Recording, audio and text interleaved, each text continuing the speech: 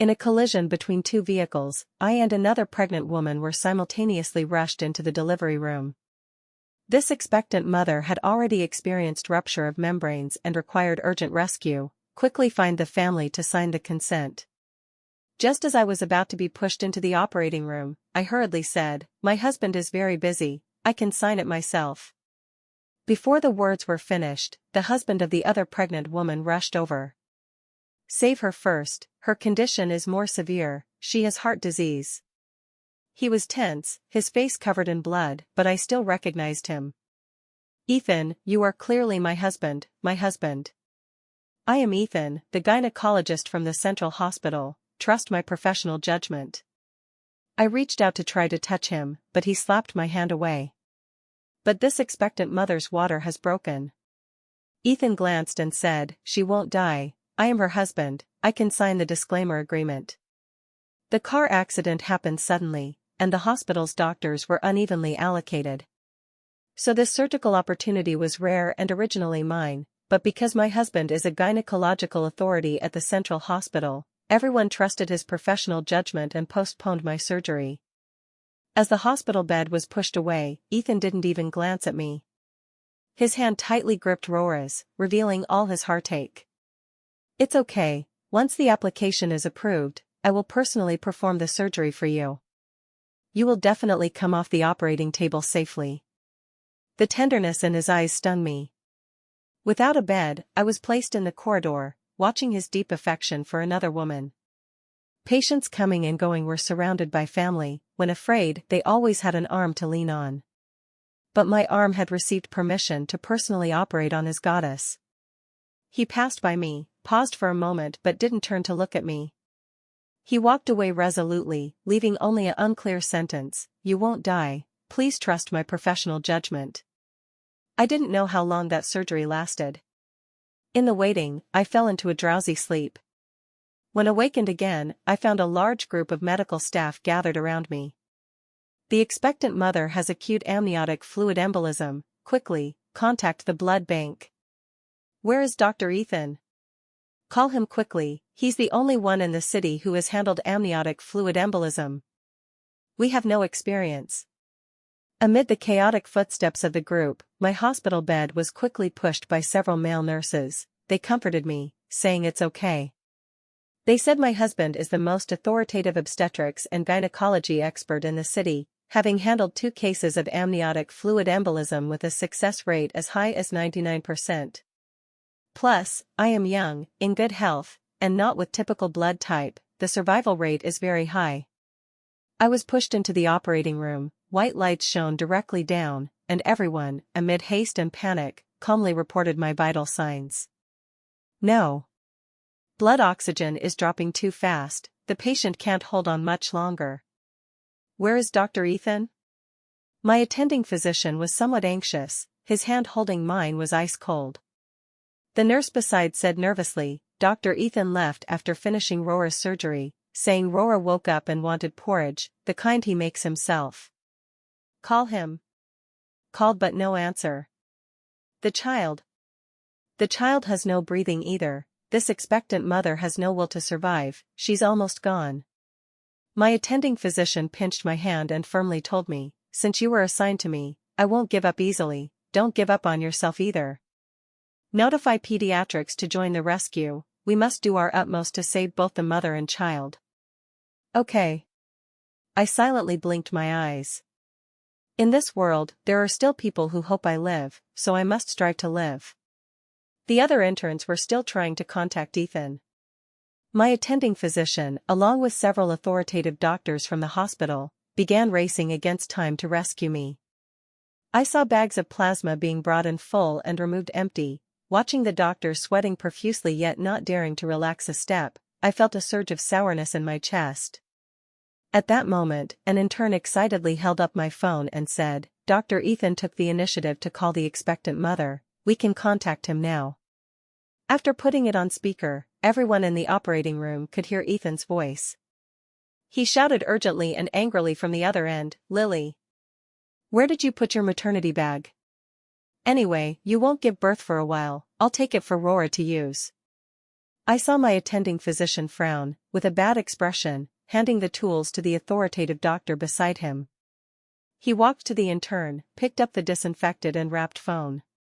"Dr. Ethan, your spouse has acute amniotic fluid embolism and is still being rescued. You have experience in this. Please arrive at the hospital quickly to assist us in rescuing your spouse." Beep beep beep. The call was directly hung up. No. Is he sick? Not saving his own wife, but preparing a maternity bag for someone else's wife. What authority? Authority my ass, he's a complete scumbag. The voice was loud, and I even laughed hearing it.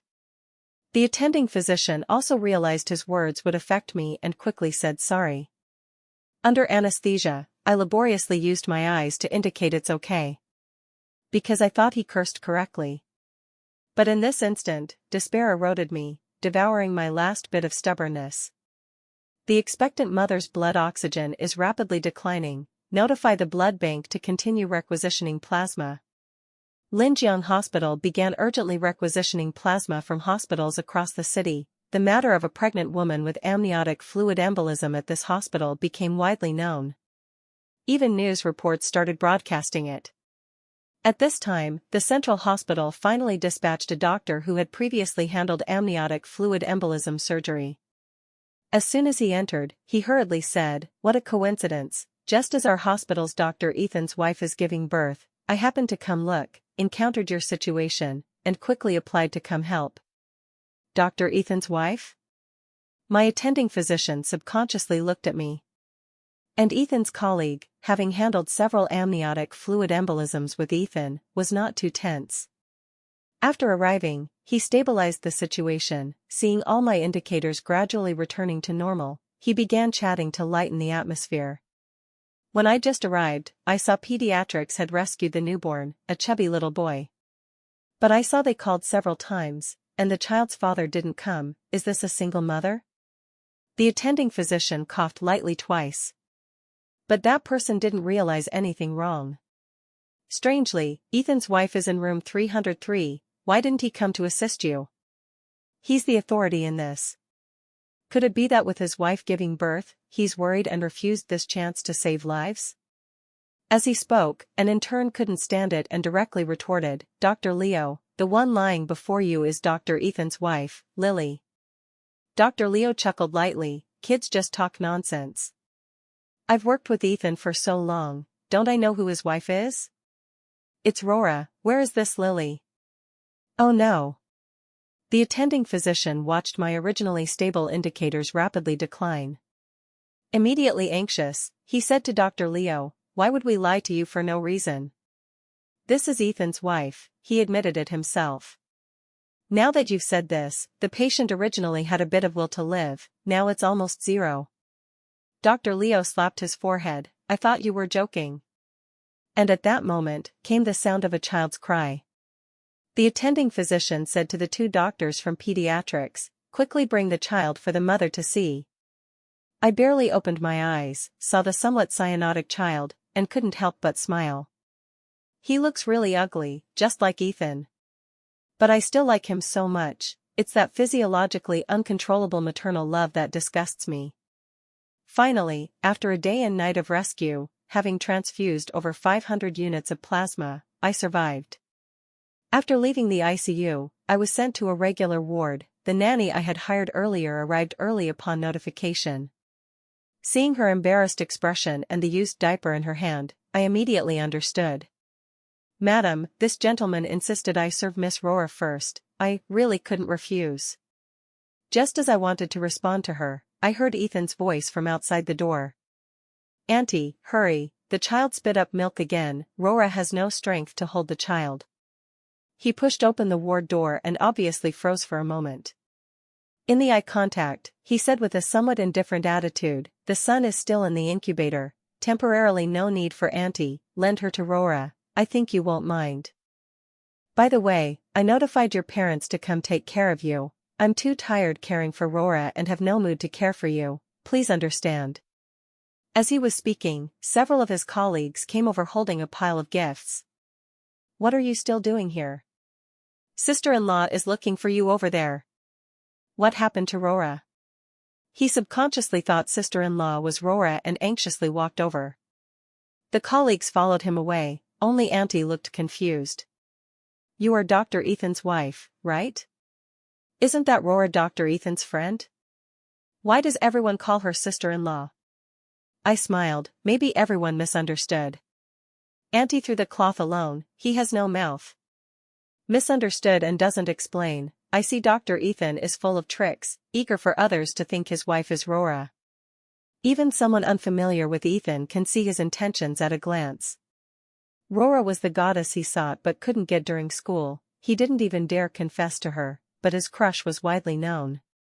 If not for accompanying him to a class reunion once, I wouldn't know that Ethan, such an arrogant person, also had times of groveling.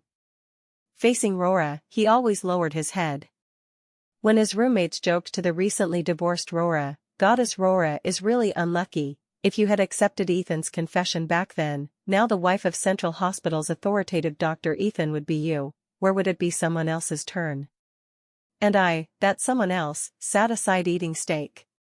All his classmates disliked me, thinking I was the third party between Ethan and Rora. Without me, their goddess would at least have a belonging. Even Ethan thought so. After the reunion, he began cold violence against me, using work as an excuse, coming home only once a week, even refusing to accompany me for prenatal checkups. Yet he frequently appeared on Rora's Facebook, becoming the good man in Rora's mouth.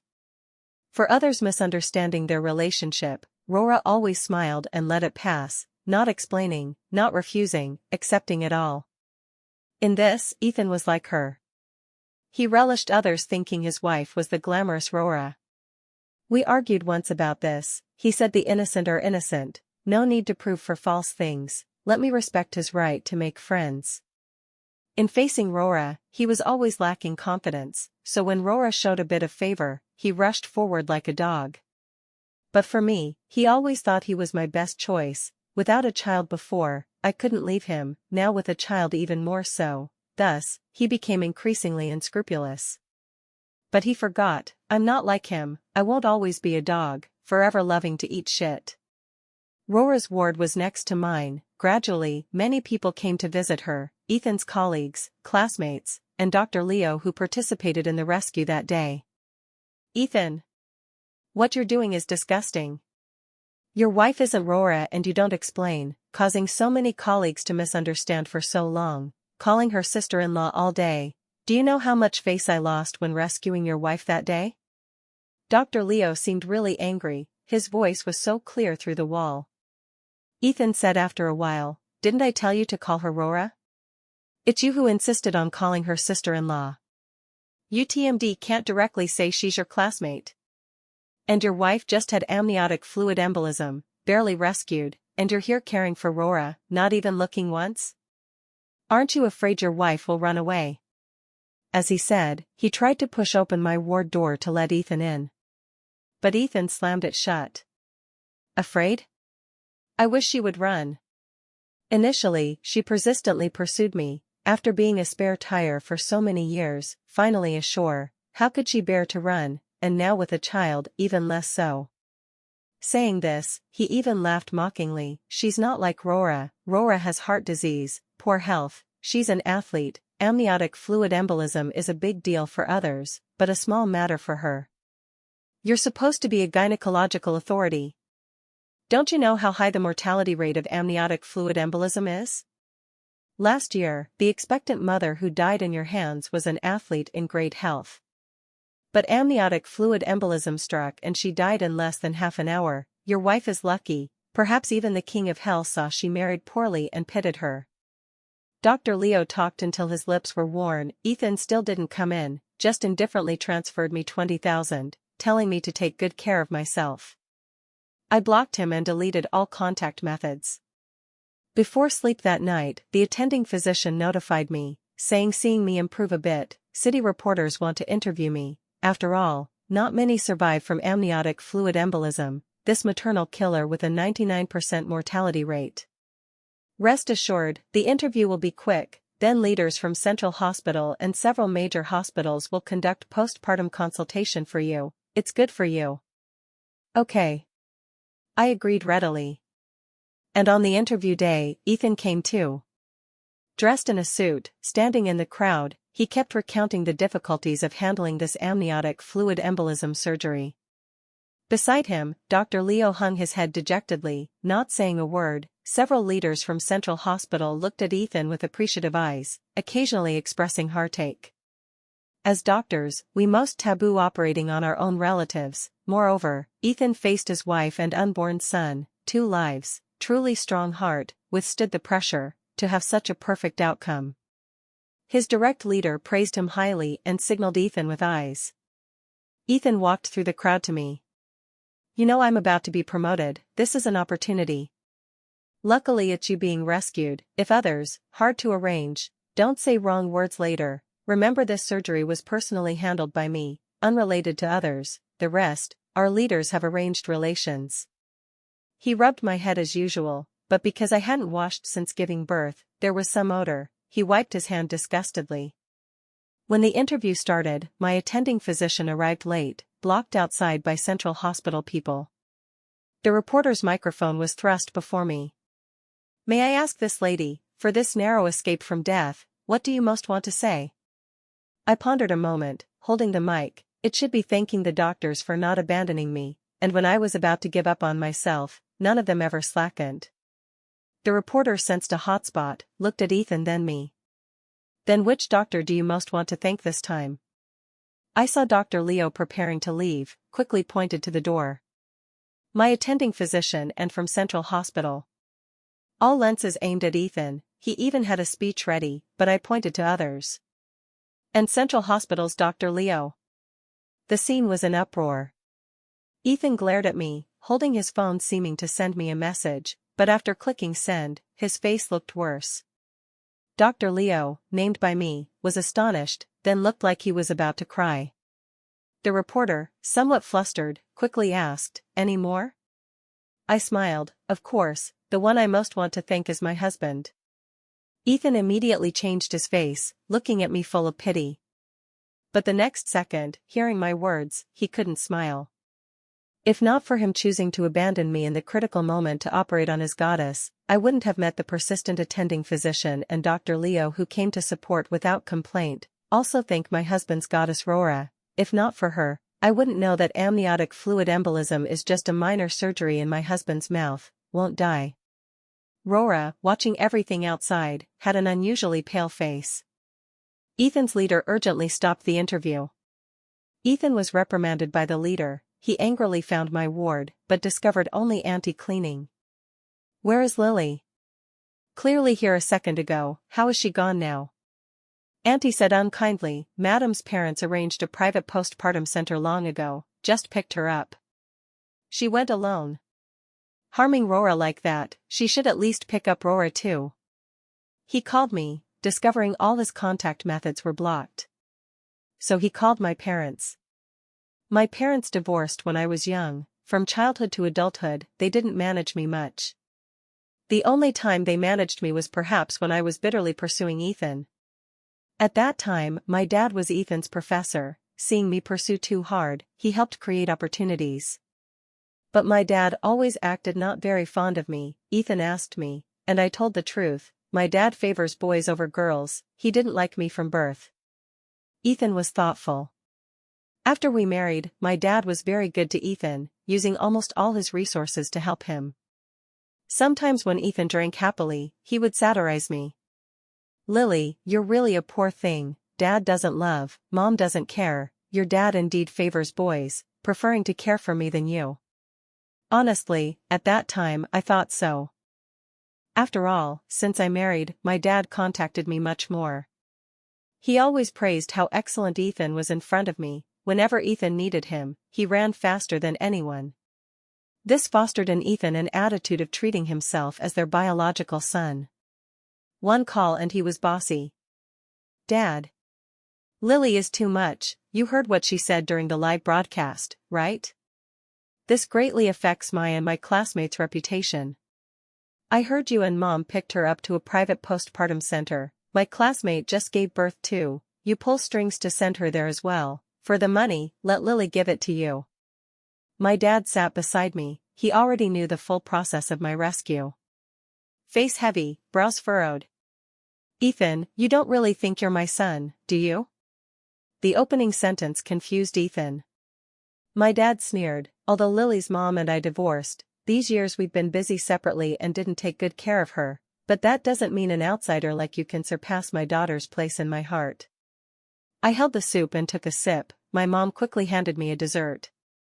"Your favorite coconut flavor, your dad specially instructed the kitchen to make it for you." I ate it with tears. Seeing my dad stand up angrily saying to Ethan on the phone, "Lily's mom and I were good to you, hoping you would be good to Lily. Not because I like boys so I'm good to you, even if you're a boy, so what, you're not my biological, and I'm not stupid." My dad angrily hung up. "Initially, I don't know which I was blind that you had to be with Ethan, now see." My mom poked him. "Daughter is suffering, you're still fanning the flames, luckily rescued this time, if something happened, I'd make Ethan suffer too." They went back and forth. I looked at the child and fell into thought. At that moment, my dad said to me, "Once you're out of postpartum, divorce, can't be with such a person." Already divorced. My parents were shocked simultaneously, looking at me in disbelief. "Divorced last month." It was Ethan who forced me. At that time, I went for prenatal checkup alone and bumped into him and Rora. He treasured Rora's belly, analyzing the ultrasound for her, telling her the child is a girl, very cute. While I held my report arguing with the queue-jumping lady. Almost pushed down by her, Ethan just brushed past me like that. But Rora saw me. That night, she sent me a message. Inside were chat records between Ethan and her. Turns out after the reunion, they had started frequent contact. Every time Ethan was on night shift not by my side, he would video call her. In Ethan's words, I was a plaster, he didn't like me much, but had to be responsible. He said sometimes he really wanted to divorce me, but I refused to death, loving him to death. "She's not as good as you, in every aspect, sometimes I really regret why I couldn't wait for you. If I divorce her, do we still have a chance?" "Really? You really like me?" "Rest assured, though this child isn't mine, I'll treat her well, I won't miss any of your prenatal checkups." Rora said she didn't want to break us up, just wanted a dad for the child in her belly, even a godfather. Told me not to be too jealous, or Ethan's psychological pressure would be too heavy. I showed Ethan, he broke defense. "If you can't accept my friendship with Rora, can't accept an innocent child, then let's divorce." "Okay." With a big belly, I went to divorce.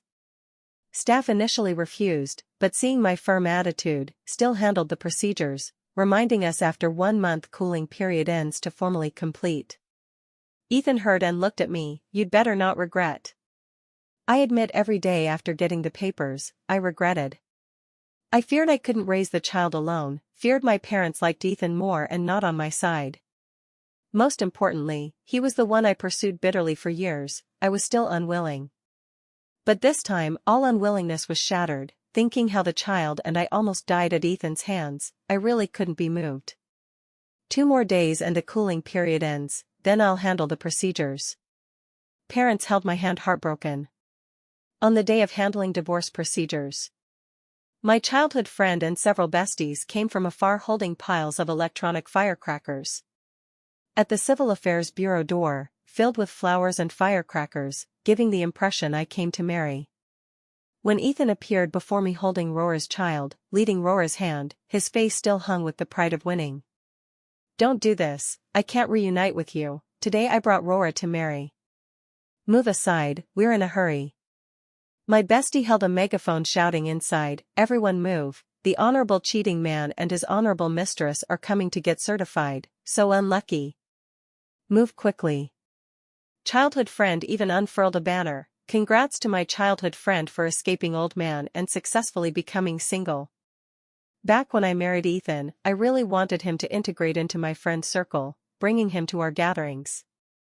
But every time he criticized my friends, saying they were too childish, he couldn't fit in with them.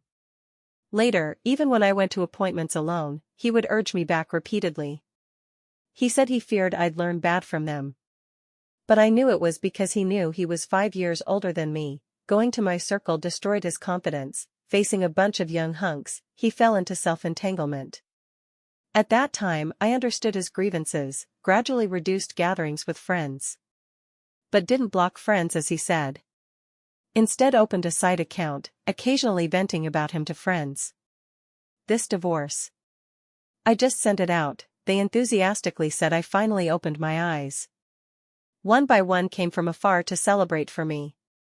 Sitting there handling procedures, I glanced at Rora's child, found her eyes somewhat dazed and scattered. By reason, a child at this time shouldn't be like this.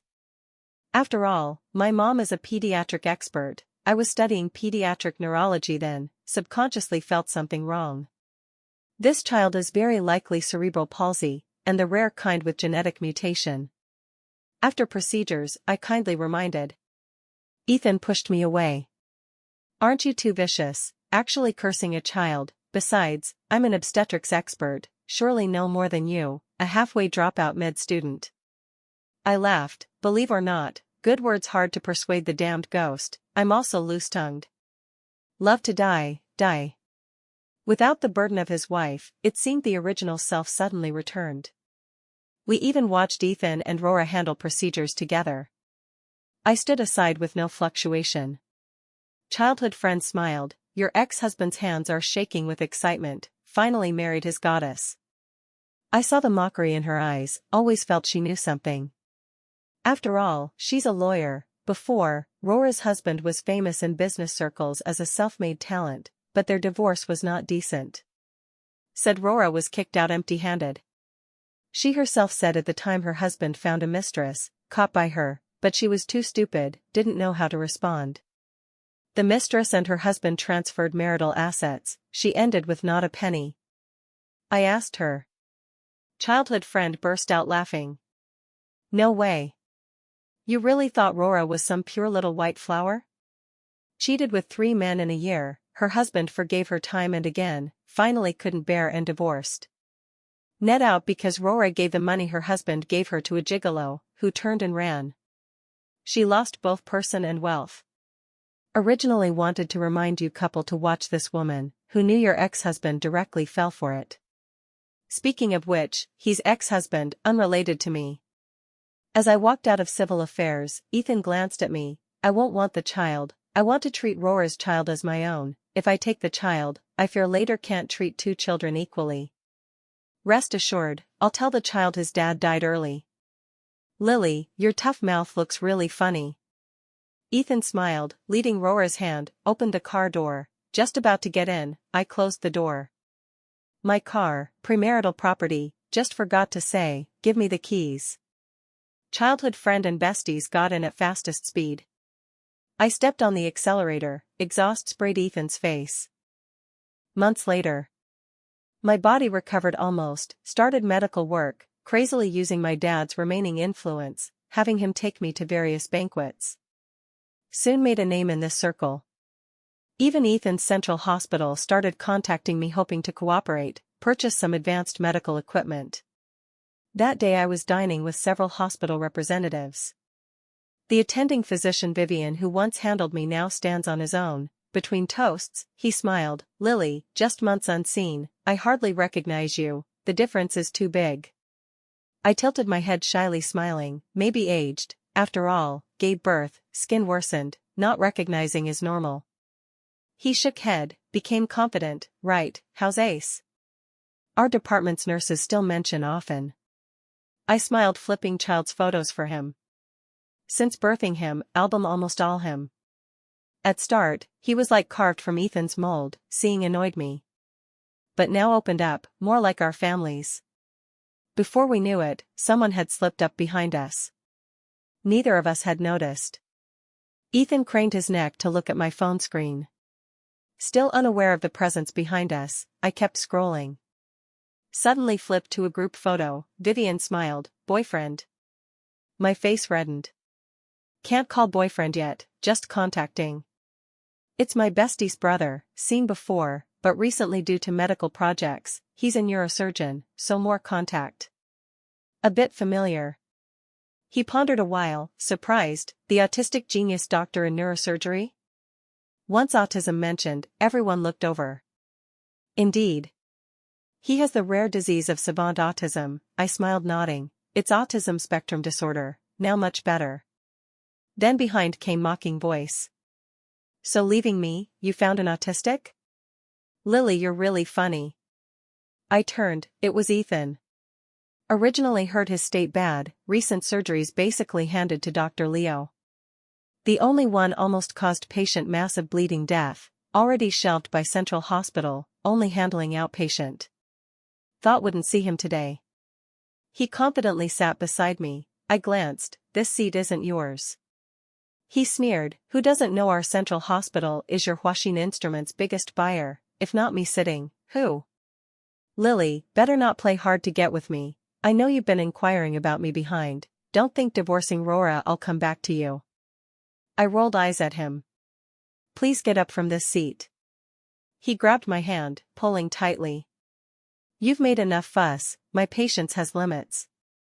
As he was about to sit, Dr. Leo arrived late leading his wife, seeing Ethan, frowned. Didn't the hospital reject your application? Why are you still here? Dr. Leo's appearance darkened Ethan's face.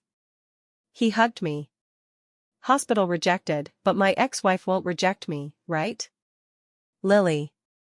I looked at him, not knowing who gave him confidence. Yes. I won't reject you, I'll drive you away. Security. He was pulled away by security, throughout incredulously looking at me. Lily, you'll regret this. I ignored him. After sitting, Leo's wife quickly handed me a card. Lily, thanks to your father speaking well before my home, Leo's leader, giving him so many opportunities, I do beauty, come anytime, no charge. I smiled accepting, but only now knew my father spoke well. After Ethan left, everyone chatted happily, soon set direction, after finalizing contract, prepared to drink with bestie, just out of hotel, saw Rora. She and a young actor were hot, face still flushed. I watched them enter elevator, as door closing, Rora happened to eye contact me. She had a moment of panic. But what does it matter to me? I turned out and got in bestie's car. On way home, Ethan, unblocked by me not long, suddenly messaged. He also didn't expect I'd remove him from blacklist. I want to see son. After all, I'm his dad, can I see him? He sent many. I replied, he has no dad, take good care of you and Rora's child. Then blocked him again. But, days later saw Ethan at my home. That day just finished overtime, bestie had her brother pick me. Our feelings further warmed, making an autistic actively care for others is very rare. Out of elevator, saw Julian holding a small cake and a bunch of sunflowers before me. I heard you like sunflowers, bought you a bunch, this is tiramisu for you. At home, he proficiently entered my password. Parents, Julian came home to eat. Saying, saw Ethan on sofa, he stunned looking at me and Julian arm in arm. Julian, not familiar with Ethan, seeing him, habitually greeted, naturally put flowers in my room. Auntie, I'll help you. My mom came out of kitchen. Forget it. Your hands are precious, wait to eat. My mom glanced at Ethan, chat done? Time to eat. Ethan stood and went straight to his habitual seat when eating at my home before. My parents shocked looking at him. We didn't say to keep you for dinner, I mean finish talking and leave, don't delay our meal. My dad directly opened the door. For the child's matter, I'll find someone to help you, it's dark, if not leave soon, can't get a cab. Ethan looked at me, Lily, can we talk? I shook head. Nothing to talk about. I went in telling mom I want more chili, want spicy today, then Julian glanced at Ethan. Need me to press elevator for you? This sentence angered Ethan greatly. He left indignantly. My dad, seeing him leave, slammed door. Really unlucky, originally today wanted to go to your childhood friends to pick up child, result outdoor met Ethan, said to see child, me and your mom didn't go pick child. Seeing child without bringing anything, even not knowing child's name, still dare to be dad. My mom brought dishes. Julian took over looking at me, found me sending piece after piece to mouth. He smiled. No. No, rest assured, people won't eat the same shit repeatedly. And my dad told me, Rora's child indeed has problem, recently shown. Ethan wants my dad to help find a neurosurgeon to check. Asked my opinion. I have no opinion, after all, I have no feelings for Ethan, no love, naturally little hate, more helplessness. And Julian, due to superior skills, was seconded to Central Hospital. I went to see him. Just entered, saw Dr. Leo. He smiled coming over. Julian went to meeting, come wait in my office, outside quite hot. I nodded, followed to office, pushed door. Ethan was there too. He and Rora seemed arguing. Rora shouted loudly wanting divorce. Ethan pointed at her, think clearly, divorced, Lily is waiting for me with child. Rora burst laughing. People blocked you, still waiting for you, now people is Lily, little boyfriend Julian is neurosurgery head, you haven't even seen the child, how so confident? Ethan smiled, she can't leave me at all, finding Julian is to anger me, want me back. You think too much, huh? I smiled pushing door, went in with Dr. Leo. We two sat chatting as if they weren't there. I received your and Julian's engagement invitation, will definitely bring my wife then. That's my honor, Julian always tells me you care for him in hospital, you know he has some autism, few friends, take more care. Dr. Leo smiled nodding. Ethan grabbed me. Lily. I'm divorcing soon, then we remarry, don't marry that autistic. Who wants you this third-hand goods, besides, autistic is better than you this pile of garbage. Lily, you weren't like this before you. I helplessly pushed him away. Before my brain was bad, recently cured, don't pull me like this, your wife is here, if misunderstood, not good. Rora hee laughed then turned and left with Gigolo.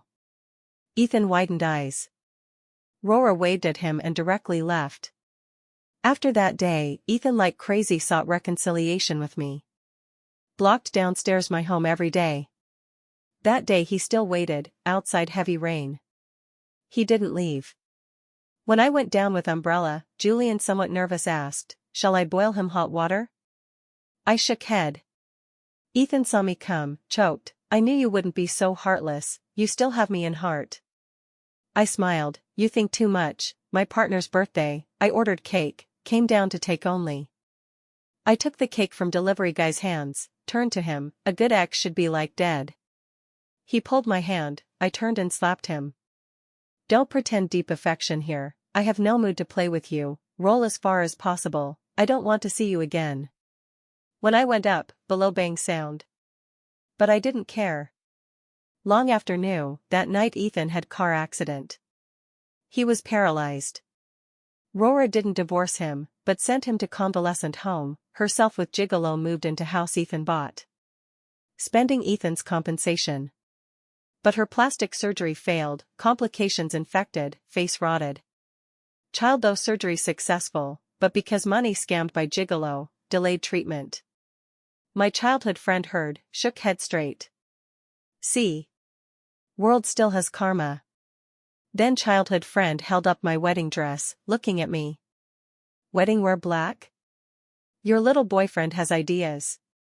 I smiled shaking head, wearing black wedding dress idea was mine, Julian only nods. The only time rebutting me was probably when I said I like him very much, the kind to bear child for him. At time just metaphor, after all I experienced amniotic fluid embolism, childbearing is challenge for me. But he immediately covered my mouth. Said he doesn't need. As doctor he knows clearly what dangers a mother who had amniotic fluid embolism faces in repregnancy. I don't want you to bear child for me, I want you to live days well for me, live as your favorite self. After marriage, besides autism, everything is good, loves me much. Though through hardships, I still welcomed my rebirth. The past was involuntary, the future still promising.